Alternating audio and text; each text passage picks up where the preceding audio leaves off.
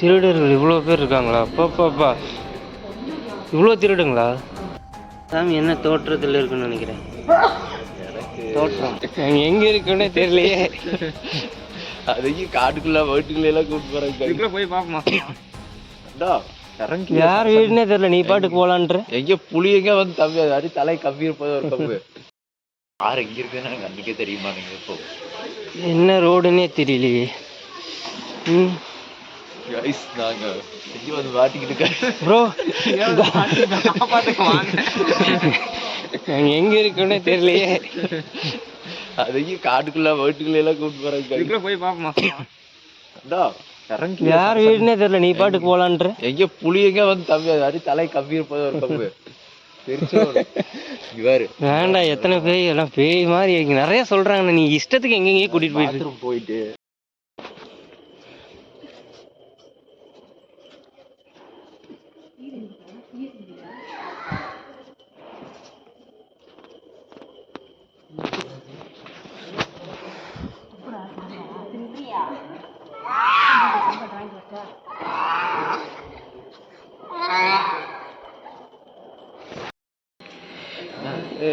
இவங்களாம் என்ன திருடர்கள் இவ்வளோ பேர் இருக்காங்களா? பாப்பாப்பா, இவ்வளோ திருடுங்களா? எப்படி நீ எதை பார்த்து படிக்கிற திருடுங்க தானே? என்ன இங்கே சொல்கிறேன்.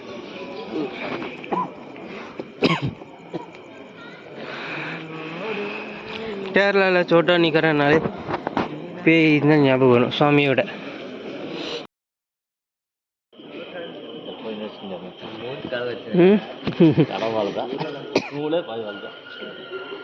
டைம் பார்த்தீங்கன்னா 2:50 ஆச்சு.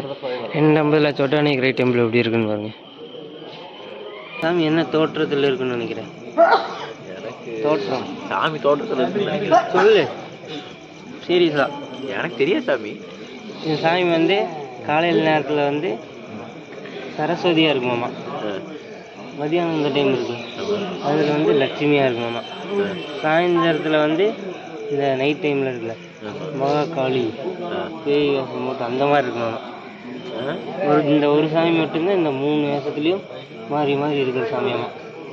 இப்போ என்ன இந்த என்ன வேஷத்தில் இருக்கும்? மகாகாளி.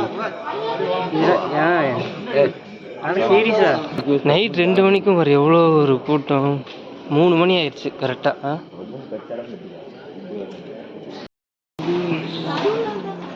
காலையில் 3:15 இவ்வளோ கூட்டம்.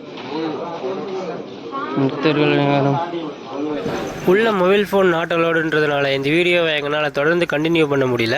உள்ளே போகிறதுக்கு முன்னாடி செம்ம த்ரில்லிங்கான ஃபீலிங்ஸையும் வெளியே வந்த உடனே பக்தி கலந்த நல்ல ஃப்ரெஷ்ஷான ஃபீலிங்ஸையும் எங்களுக்கு கொடுத்துச்சு.